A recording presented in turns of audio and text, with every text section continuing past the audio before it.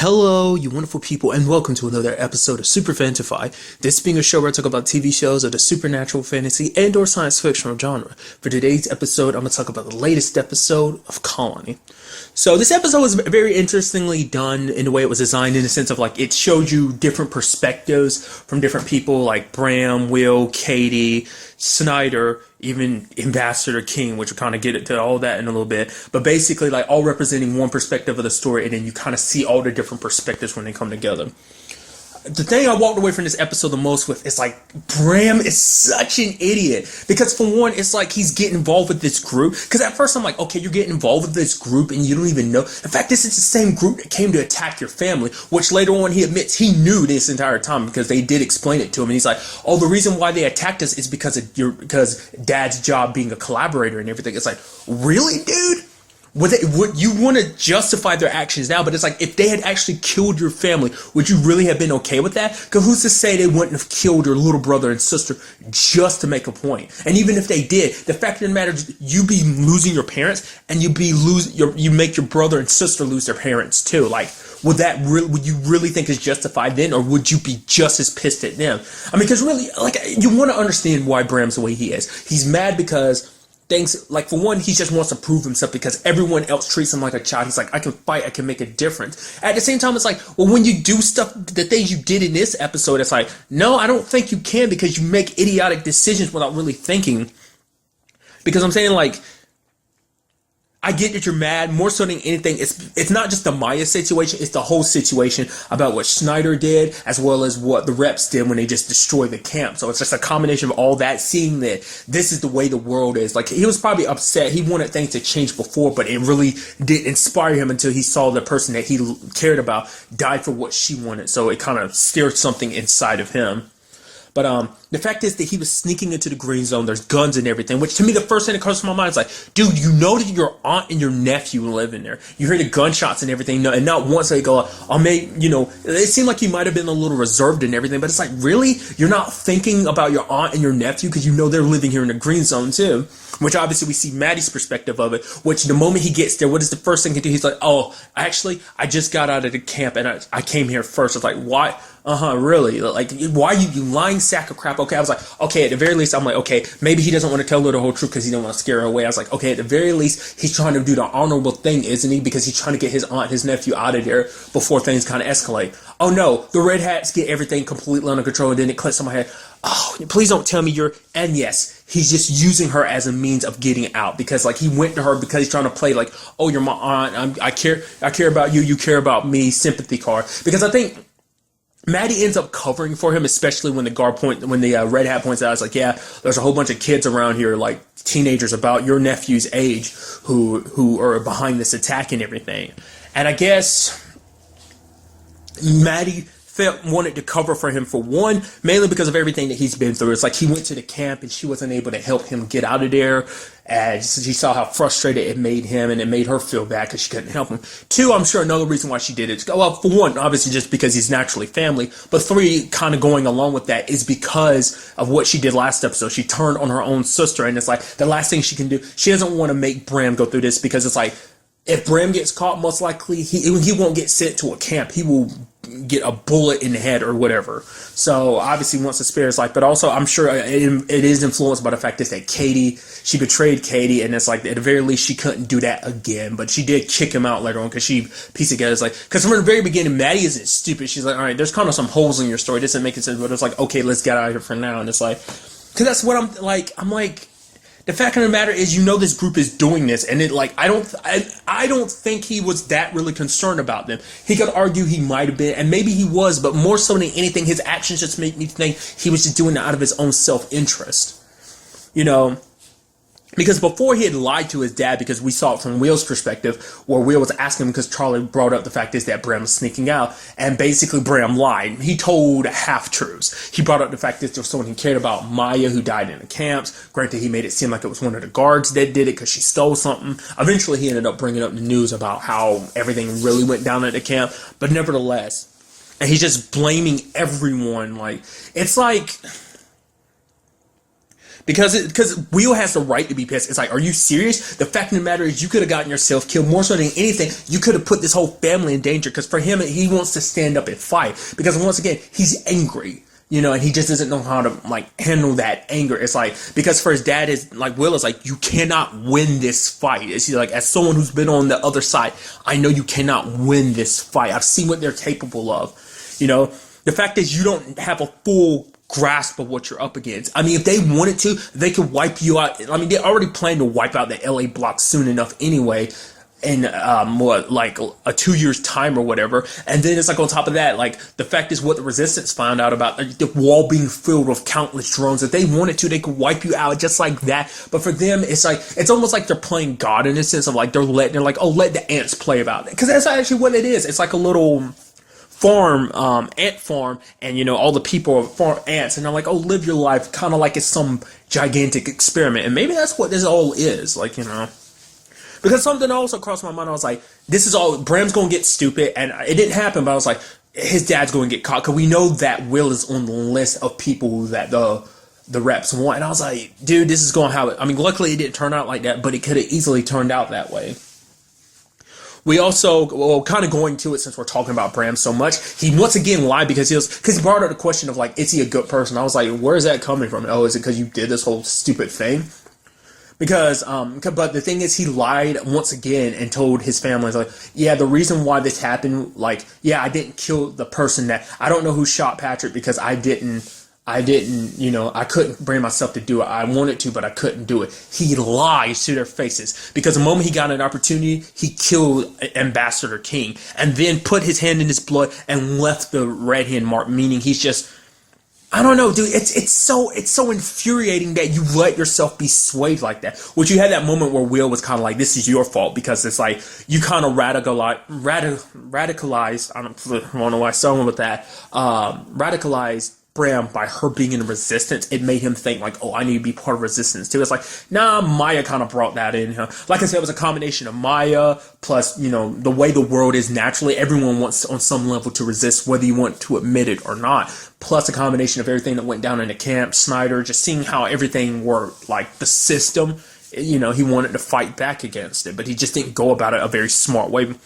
Because once again, it's like, you can't really trust these people anyway. Because when you look at everything, to me, I look at this as Karen knew darn well that they wouldn't be able to get everyone, that eventually everyone would get gummed down, just because she knows probably Homeland Secure. But for her, it's not even about protecting people. All it is striking a blow. And it's all this was, I guess, meant to do is show oh, hey, we're striking, because she made those tapes, made those recordings at the beginning, kind of be hey, you either side with us, and if you side with them, you're as good as dead. So kind of be on the right side of things, join our side. But more so than anything, it was to kind of show oh, we are here. Even when these people who are these collaborators decide to try and live in a green zone, we can come after them whenever and wherever they are, showing you their reach and everything. But it's once again, even then, it's they still don't have the faintest idea what they're up against. I don't know. Maybe we'll find out that there's a lot more to Karen than we know. I'm very interested to see where this goes going forward, Will, because now that you know that he's part of the Red Hands, what will Will do? Because him and Broussard need to meet up with her, because she has the gauntlet device, and it's what do they plan on doing with that? And how did they know about it anyway? And why? I'm wondering what made them decide to kill Hennessy to take it, because Hennessy's part of resistance and everything. And shouldn't you all be on the same side? Not unless someone makes it look like the Red Hands did. The Red Hands did it, but it was actually someone else. But because that's what I'm why would the Red Hands take it like that? I feel maybe it's because Hennessy wouldn't hand it over, so they're okay. Because for them, it's if you're not on our side, even if you're with the resistance, if you're not on our side, don't follow our guidelines, then screw you. Because the thing is that something was crossing my mind too. This episode, Karen doesn't know who Bram is.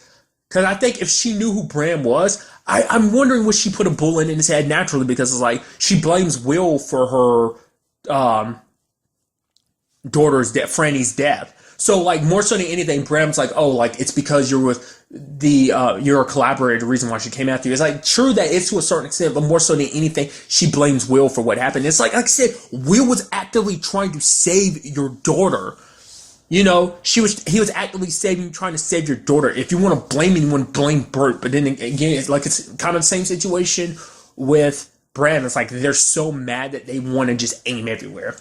Now, a very interesting thing too is the fact is that it is Ambassador King who is dead, because Snyder went to meet him early at one point in the episode, because basically because he's basically here to kind of run his basically see how everything's really going, kind of give his diagnosis, I guess, to like the international groups that like, oh, this is what's going down. Kind of the other head honchos are like, okay, this is what's actually going down in the LA block, to kind of, let the others know like whether things are under control or not. And basically, Helena is still trying to remove the current proxy, and Snyder's there kind of on her behalf. The king, and the Ambassador King did bring up the fact is like, he's like, oh, so are you aiming to gain back your original position as proxy Snyder? And Snyder was like, no, I've had many jobs. That's not one I want back. I am curious to see if that is the case, though. I mean, because, Snyder loves power, and, he kind of is a little power obsessed. He is trying to work his way back up. I mean, really, I think more so than anything, he just wants a stable position where he can just have a little say-so and little power. Granted, he has that now, but I don't know whether that means going forward. Like, whether he will he ever settle for just any position, or will he always be grabbing for, like, I say he is power hungry, but it's like, he's not really. It's like, really the situation was, the position was kind of forced upon him, because it's like, oh, they felt like he was the best for the job, which, like, events kind of show, even though things kind of got out of hand, the fact is, he was kind of better fit for the job. Like, things weren't as bad as they are now. I mean, arguably. So basically, like, you have Snyder saying, like, Helena wants you to kind of back her on getting the proxy out, which Ambassador King is like, that'll make us look like kind of on we're weak, like have a weak front, because it's like, obviously we had a transition of you out of proxy, and doing the same thing twice, it'll just make the LA block look a little chaotic. But he's like, but the fact of the matter is, who's to say, with the way the current proxy runs things, that eventually that won't happen anyway. So it's kind of like, Ambassador Team was kind of like, all right, basically, you get your ducks in a row, and basically kind of like, I'll back your play on this. So they do kind of have the leeway to kind of back that up, because as long as they can keep the LA block under control, make sure that things kind of run, smoothly, the deal will be kind of sealed through, and he'll kind of back them up on it. But the fact is, immediately afterwards, like, the whole attack happens, so it screws everything up. Because that's, once again, the situation is like, they don't know what they're doing. It's like, you don't realize what kind of important dealings are happening, because it's like, how much Helena is going through to make sure that LA block just doesn't get reduced to nothing rendition. I mean, granted, we already know that's where the LA block is going anyway. I wonder, does the rest of the Red Hands know about that too? Or I think that's probably just Broussard and his group that know about that, maybe. So it's not really public knowledge. So even they, like, you would think, because it's like, you're so adamant of being like, oh, you hate the way things are. And it's like, yeah, things are crappy, but you also got to think about the factors of what's going on behind the scenes too. I know it's a very gray area situation, because it's like, you want to side with the resistance, but at the same time, you want to side with a collaboration, because it's like, they are doing their best to make sure y'all don't get wiped out. Because once again, you're small fries in a planetary battle. But then, for some people, it's like, no, all it takes is one person standing up, which it does. But at the same time, it's like, you need to be smart about your battle. And I feel like they're not necessarily smart about it. Granted, for all I know, I could be completely wrong. It's like, even with the small team that they had, Broussard and his group handled things. So it's like, maybe Karen isn't as ignorant as I think she is. But it's just like, she's not playing with a full deck. So I am curious to see what happens going forward with that, because it's like, now everything's kind of falling apart with Snyder and them, because, like, obviously the attack would make the Ambassador think a little bit differently. Granted, I think at the time they didn't know that the Ambassador was dead yet. Now they do.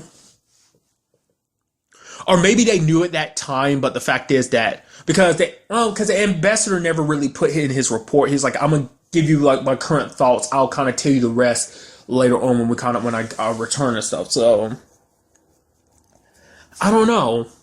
But it was a situation where Snyder is like, okay, you want to kind of control the proxy, kind of make him do kind of what you want to say, then you have to get some leverage. And it's like, the best person to go to for that is Nolan. You need to get to Nolan, find some dirt on Nolan, and then basically Nolan will be your key to get into the proxy. Which I can only assume, obviously Nolan's not in the best situation because of last episode, because of just like everything kind of falling backwards onto him and Maddie about the whole Katie situation, especially the end of last episode where Katie and them got away. We still haven't seen whether or not they really suffer the backlash from that, like what that means for them. But it's like, I'm sure this is going to escalate it even more, because when they find out that Maddie actually helped her nephew get out of the green zone too, it's like, oh, he was probably part of this too, so that's probably going to add more to it. But I'm sure it makes you wonder what, I feel like Maddie's going to be the point that they try and push him on. They'd be like, oh, we know exactly who your significant other is. Oh, isn't she she's with the Bowman family, huh? That rag team group of people who are working with the resistance who betrayed us, huh? Oh, her sister had something to do with the rep dying last season and his gauntlet being taken. So very interesting developments, and I'm very interested to see where it goes from here. Like I said, I was actually surprised. It turns out that this season's a little bit longer than I thought it was. I didn't check to see how much it was, but they were saying like, oh, there's a couple episodes left even before the season finale. So I'm gonna assume, I could be wrong, maybe 15 episodes, could be 100% wrong on that, but because I was starting to think maybe 13 episodes, but it turns out that, this was episode 12, and it's like, no, episode 13 seems like just another episode. So at the very least, I'm thinking at least 15 episodes. So the time is clicking down, and I'm very interested to see how this whole season plays out. I just hope that Bram just kind of stops doing what he's doing. It's like, I understand you want to fight and everything, but just don't go about things the way you are. It's frustrating, because literally the entire episode I'm like, Bram, you idiot. I kept screaming it to the television, because I get very vocal when I'm watching TV. That might not be something you really know about me, but yeah, I'm like, oh, that was stupid, or like I will be yelled, oh, that was sick, that was cool. I do stuff like that all the time, so I was screaming at the television. I was like, oh, Bram, why are you doing this? Don't do this. You're messing everything up. Like I said, so I don't know, that whole wheel situation seems like that might still be a possibility. Like I said, I'm curious to see what it means going forward. God, I get the feeling like Bram isn't done. He probably still believes he can work with the Red Hens, which is like, the Red Hens will toss you aside the moment you're no longer useful, because you're just, maybe Bram's in a position where he's like, I'll fine with being sacrificed, like Maya, she died for what she's wanted to fight for and believed in, so it's like, I can do the same. So maybe he'll be more okay with sacrificing himself if it means dealing a blow to the collaboration, no matter how big or how small. So, but like I said, we'll just kind of have to wait to the next episode to see how everything unfolds. But really, that's all I want to talk about in this episode. Till the next time we meet, be happy, be safe, live life to the fullest, and enjoy it. Good day and goodbye.